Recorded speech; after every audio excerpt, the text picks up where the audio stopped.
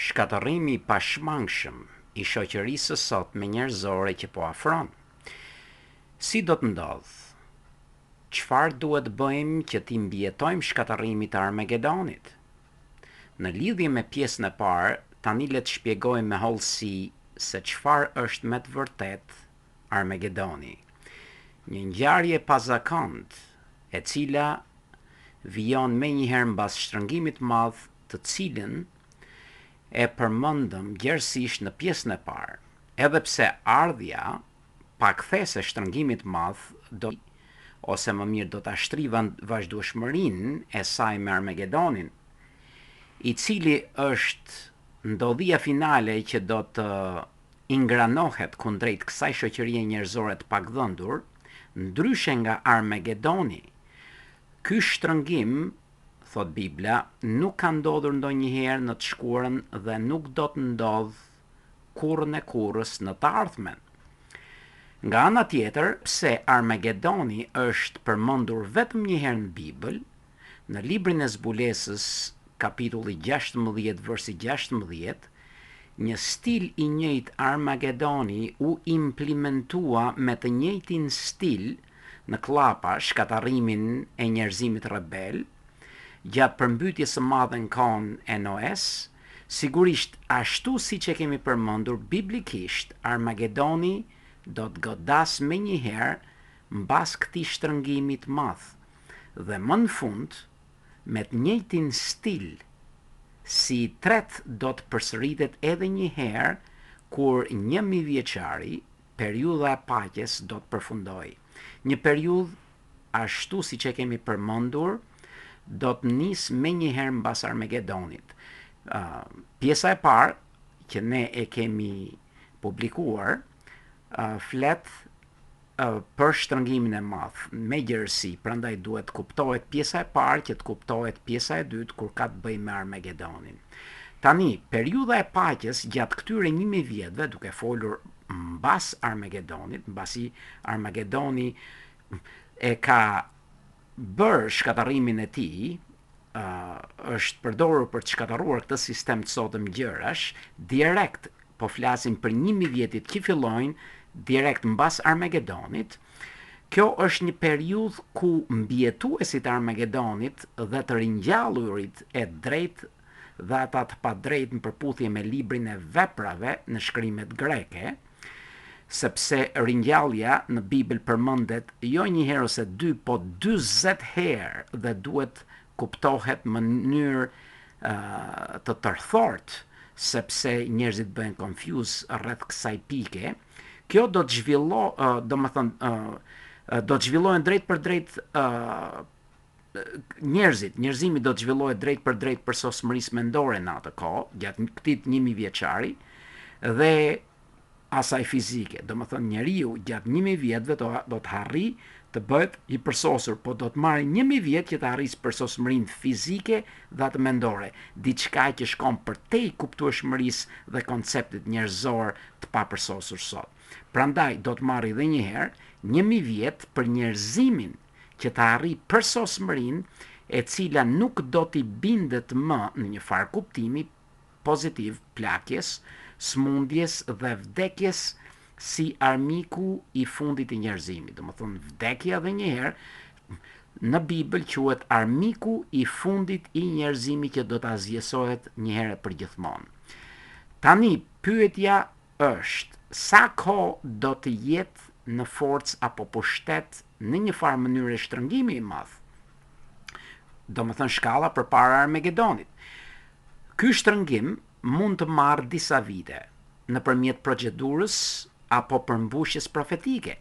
Nga ana tjetër, domethënë është ndryshe me Armagedonin, nga ana tjetër Armagedoni do të jetë një çështje disa javore dhe jo më shumë. Diçka që ne do ta shpjegojmë pse. Përse? Le ta shpjegojmë këtë pikë në një mënyrë për të mos e harruar lehtësisht. Armagedoni si fjalë përmendet vetëm një herë në Bibël, në librin e zbulesës, kapitulli 16. Duhet kemi parasysh në Bibël, diçka që përmendet më pak se 2 herë është simbolike, dhe ajo që është më tepër se 2 herë më tepër, është literale, që është ashtu do të ndodhi ashtu siç përshkruhet, kurse simbolikisht ka kuptim tjetër. Prandaj Armagedoni përmendet vetëm një herë edhe si fjalë është simbolike dhe le ta kuptojmë. Armagedoni është një fjalë edhe një herë e cila në hebraisht quhet mali i Megidos. Ky thjesht është një vend simbolik, sepse në lindjen e mesme nuk ekziston një mal i tillë.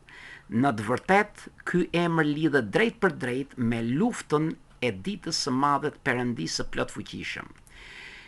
Kjo term aplikohet veçanërisht tek gjendje apo situata ku mbretërit ose qeveritë e sotme në të gjithë tokën do të mblidhen për ta kundërshtuar Jehovanin dhe mbretërin e tij, ose më mirë qeverinë e tij të themeluar qellore me Jezu Krishtin apo Mikaelin si mbretin e asaj të pranishëm pushtet. Si do të zhvillohet apo më mirë si do të zhvillohen këto situata që do t'i udhëheqin qeverit e tokës drejt Armagedonit. Ashtu si shtrëngimi i madh u shkrep me shkatërimin e fesë së rreme anë mban tokës, domethënë shkalla para Armagedonit, shtrëngimi i madh, Armagedoni do të shkrepet nga një sulm implementues kundër organizatës së dukshme të Jehovait, e themeluar dhe e lokalizuar mbi 240 vende këtu në tokë. Nëse ky sulm kundër njerëzve të zgjedhur të Jehovait nuk ndodh, atëherë nuk do të ketë Armagedon. Edhe një herë, biblikisht, profetikisht, nëse ky sulm kundër njerëzve të zgjedhur të Jehovait nuk ndodh, atëherë nuk do të ketë Armagedon. Në librin e Zekeris, kapitulli 2, versi 8, Perëndia thot: kush ju prek ju, prek beben, ose beblen, mund ta themi nga jugu, e syrit tim. Zemërimi do të më vinë në majt hundës dhe unë do t'i eliminoj armiqtë e mi nga faqja e dheut një herë për gjithmonë, thot Jehovai. Kjo ngjarje profetike do të materializohet kur të gjitha qeverit anë e mban botës së njerëzimit sotëm, sigurisht, do të bëhen në një mendje dhe një linjë mendimi. Do të bëhen një në mendje. Për këtë, por këtë herë, ata do të frymëzohen në një tjetër mënyrë të drejt për drejt nga Satana djalli dhe bashkëpunëtorët e tij, ose engjëjt e rrëzuar në kohën e Noes ose demonët. Përcaktueshëm, ata do të sulmojnë shërbëtorët e Perëndisë vërtet dhe kjo ngjarje do të inisjoj ose apo nis luftën frymore në Armagedon ose të Armagedonit. Ju këshilloj të lexoni Ezekielin kapitulli 38, versi 10 deri në 12, edhe versi 21 deri në 23. Ka të bëj saktësisht vetëm me ngjarjen e Armagedonit. Kjo ngjarje do të rishtasi do të jetë në harmoni me një tjetër profesi në pritje, të cilin qeverit do ta shpallin si slogan, e cila është paqe dhe siguri. Prandaj qeveritë e sotme do të vinë me një slogan mbas shtrëngimit të madh që do të shpallin paqe dhe siguri. Letra e parë Thesalonasve ose Salonikasve, mund ta themi, se unë e kam nga anglishtja, më ndërhyn anglishtja gjithmonë. Kapitulli 5 versi 3 thot: kur ata të thonë paqe e siguri, atëherë një shkatërrim i papritur do t'i glabëroj, njësoj si një grua kur e mbërthejnë dhimbjet e lindjes, dhe ata nuk do t'i shpëtojnë këtij shkatërrimi.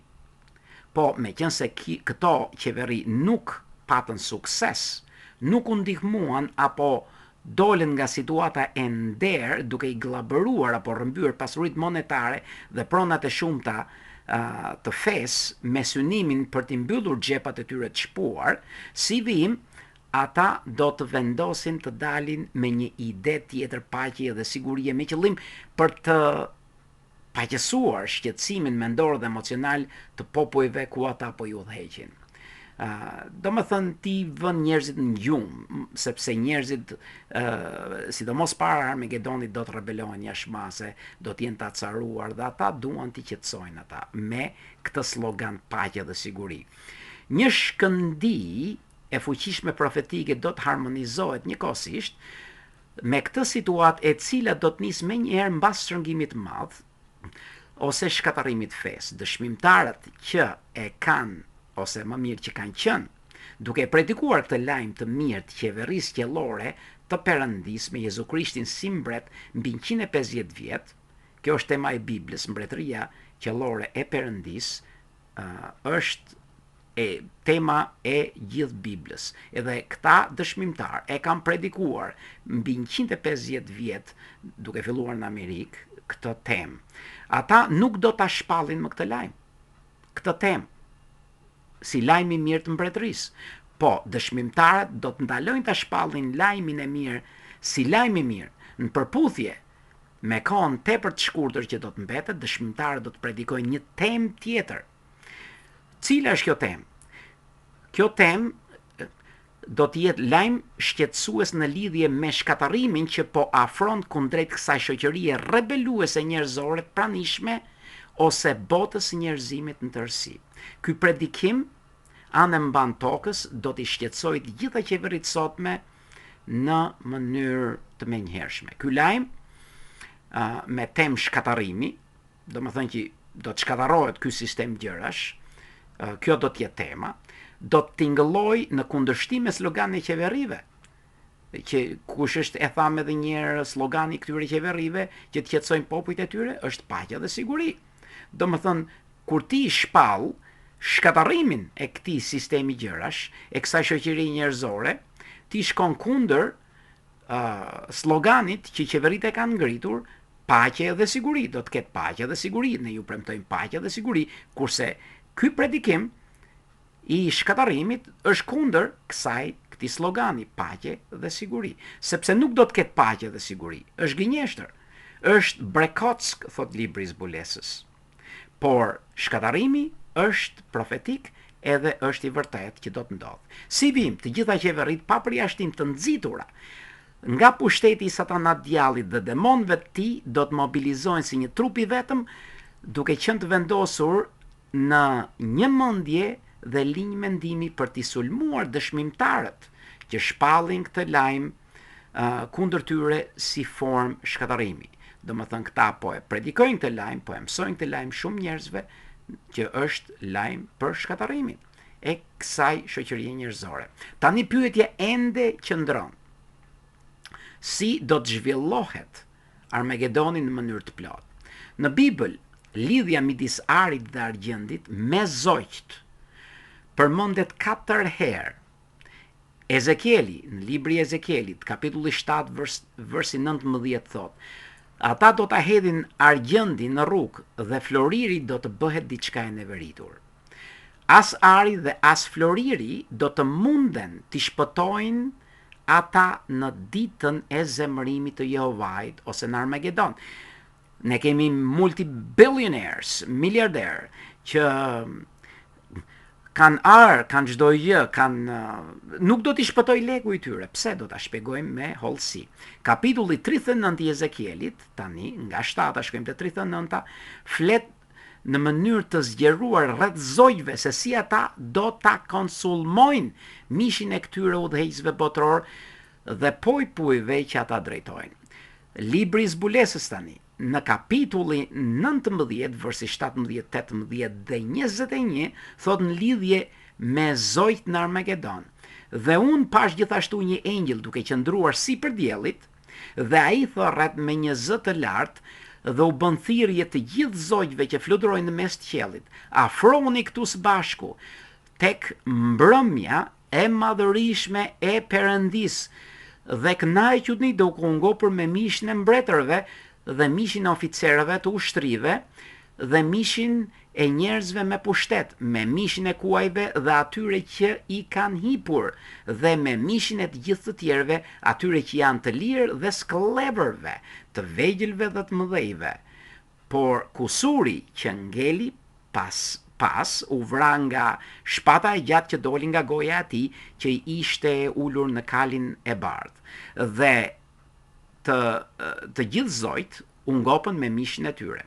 Domethënë kur në Armagedon të gjithë do të vijen në gjumin e vdekjes, 99.9% popullsisë, duke u përmendur si të varfrit, si të pasurit, si ata që hypin në kuaj me kuajt e tyre në një farë kuptimi, zojt janë prodhuar nga Perëndia me shumicë zojt mishngrënës për të konsulmuar trupin e këtyre kësaj sasie të madhe njerëzish.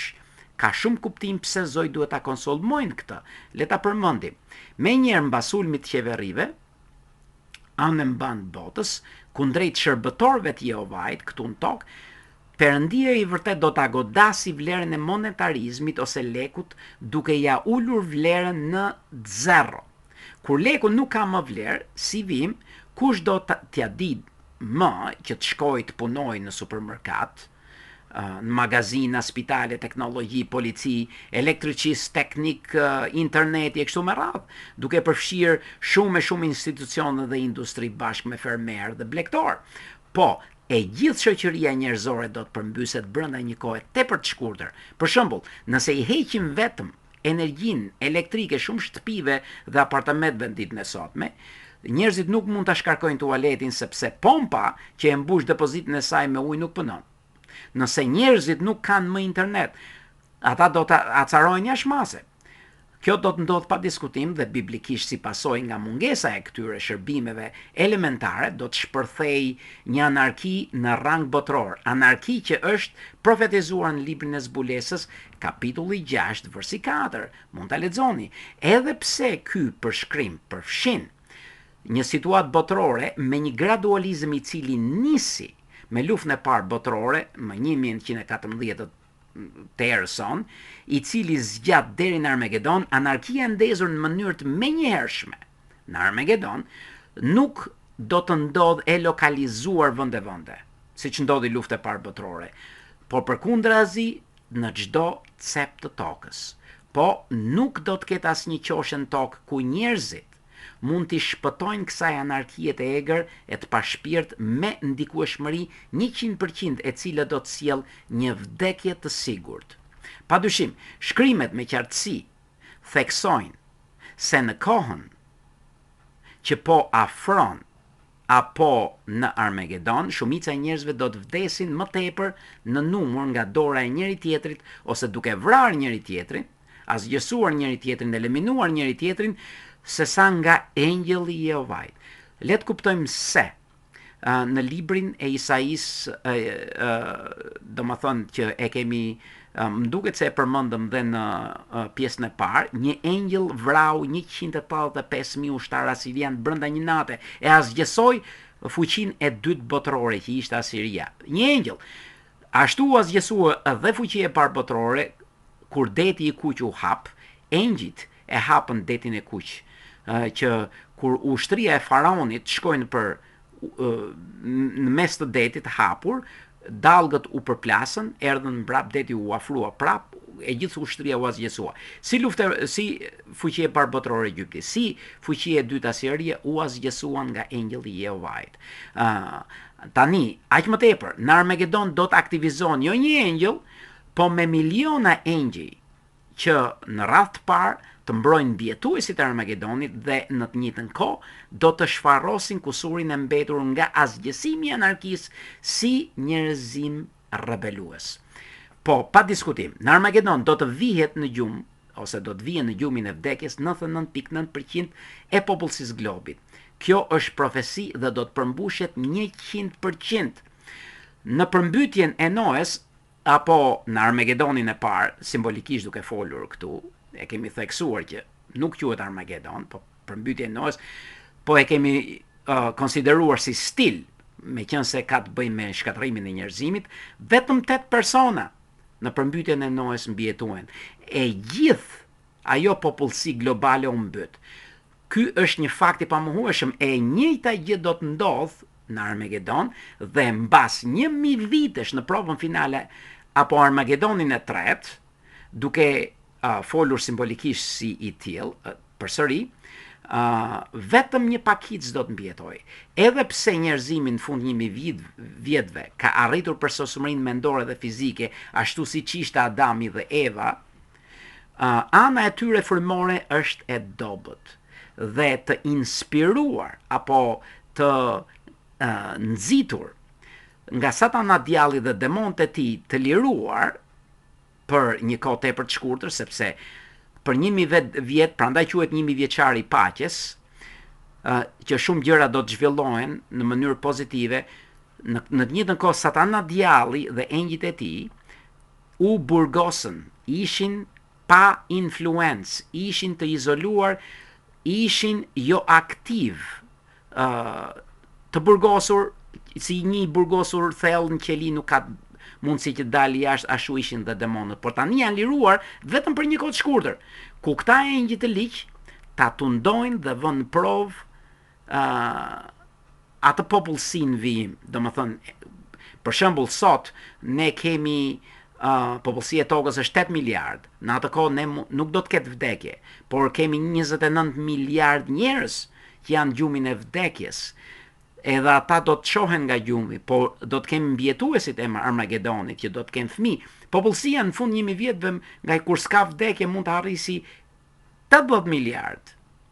10 herë më shumë se sot. Tani, si pasojë njeriu, edhe pse i përsosur në atë kohë, se do të arrisi përsosmërinë, do të bjerë pre e këtij tundimi të djallit dhe demonëve dhe do të eliminohet një herë për gjithmonë. Nuk ka më që të ketë kjo popullsi 80 miliard që për shembull në fund 1000 vjetëve, mbas Armagedonit, në provën finale, të ketë mundësi të bëj të shkatërroj tokën, të shkatërroj njerëzit, vrasin njerëzit, nuk do të ndodh, do të eliminohen.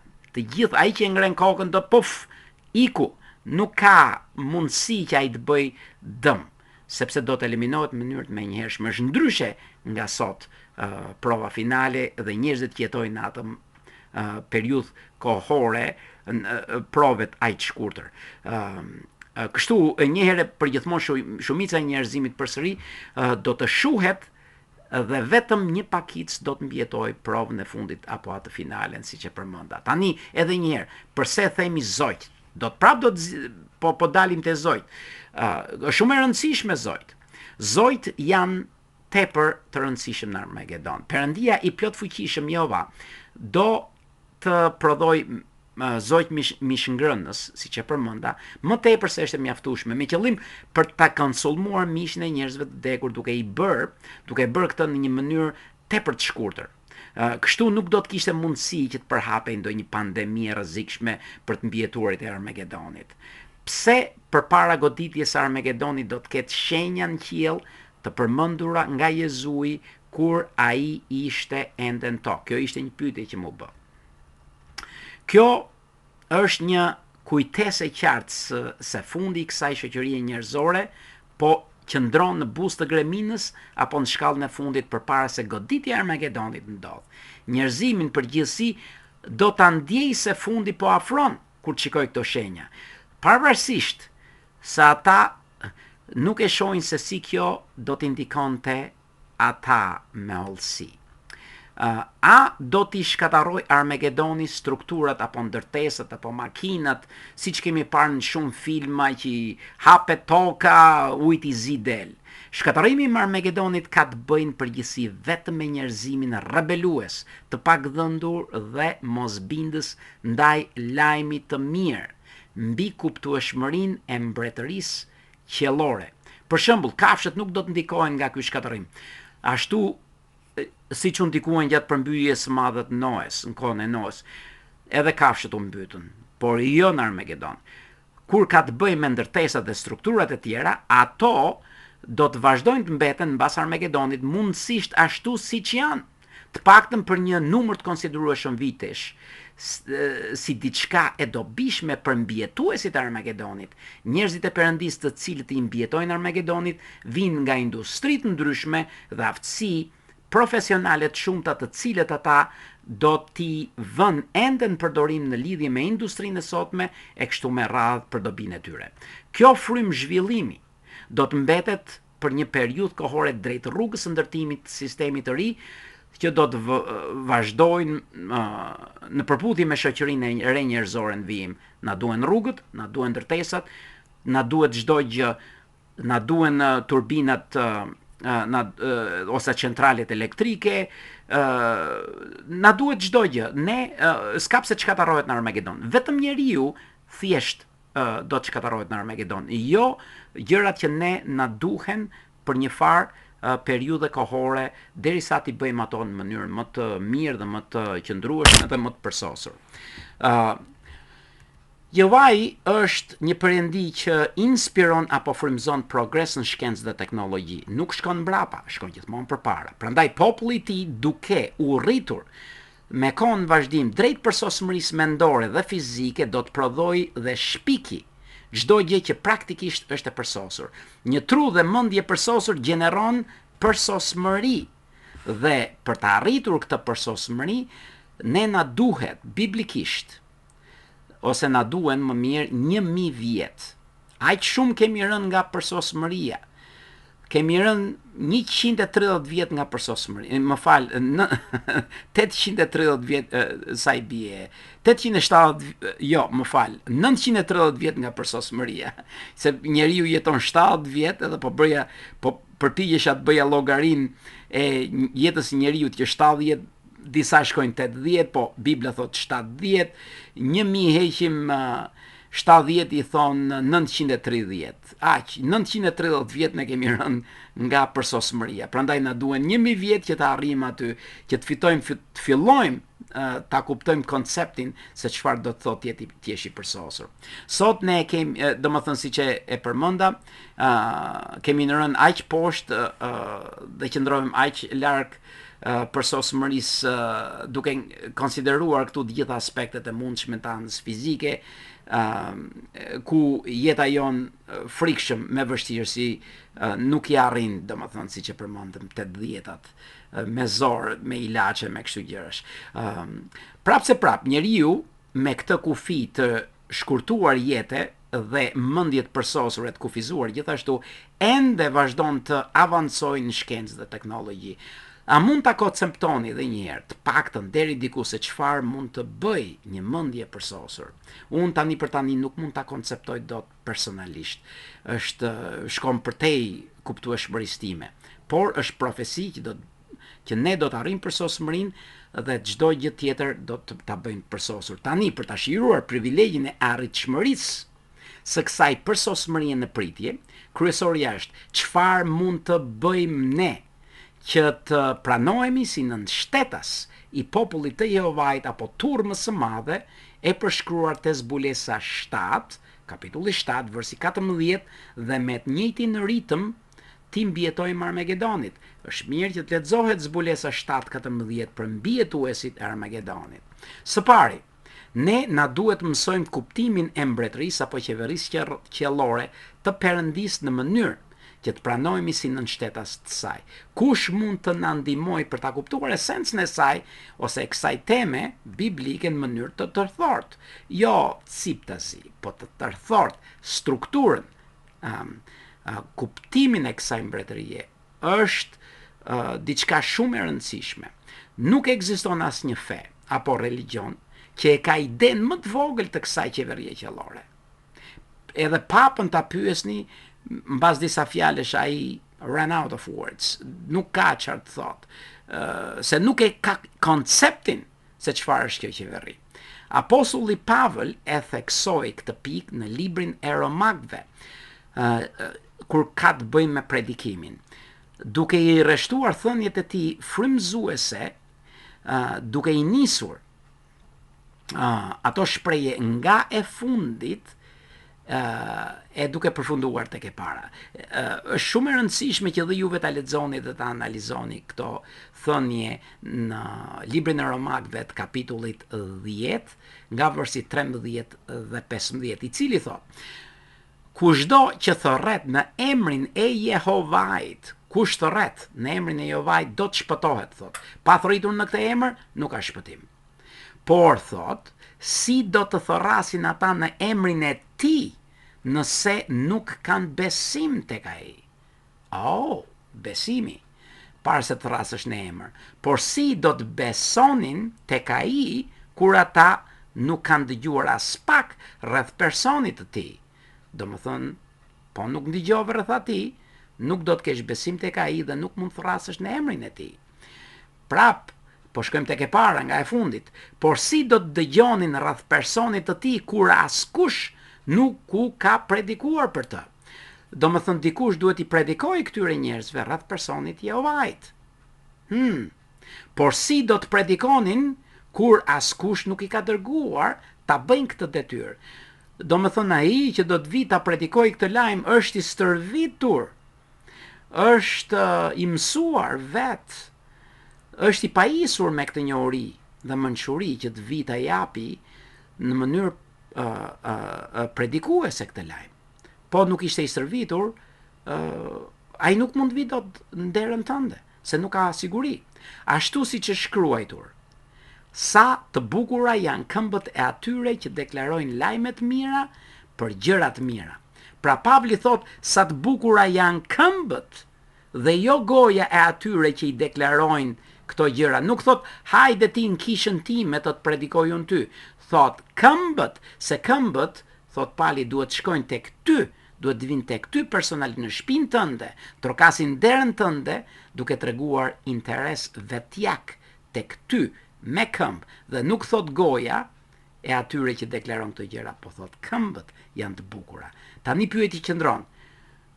Edhe një herë, kush u ka shkelur në derë me vite duke ju sjellur lajmin e mirë të kësaj mbretërie apo qeverie qellore, e cila është tema e 66 librave të Biblës ose më thjesht Biblës? Të njëjtit njerëz që ju kanë shkelur me vite në derë janë ata që do t'i mbijetojnë shtrëngimit të madh dhe Armagedonit. Vetëm këta njerëz do t'ju ndihmonin personalisht dhe individualisht për të mstruar strukturën e kësaj qeverie qellore, e cila do të na udhëheq nga ky sistem i vjetër e i papërsosur drejtër jut në vijim. Madje pa eksperimentuar dhimbjet e armikut të fundit, vdekjes. Nëse ju nuk dorëzoheni dhe i kapërceni gurët e pengesave që do t'ju hidhen pa diskutim para këmbëve tuaja, duke filluar nga antarët e familjes dhe atyre të ashtu quajtur shok apo shoqe, si rezultat, kjo njohuri e fuqishme dhe e pathyeshme do të bëhet siguria juaj, veçanërisht kur të ballafaqoheni me fundin e pakthyeshëm të këtij sistemi të pranishëm që po vdes drejt Armagedonit. Faleminderit.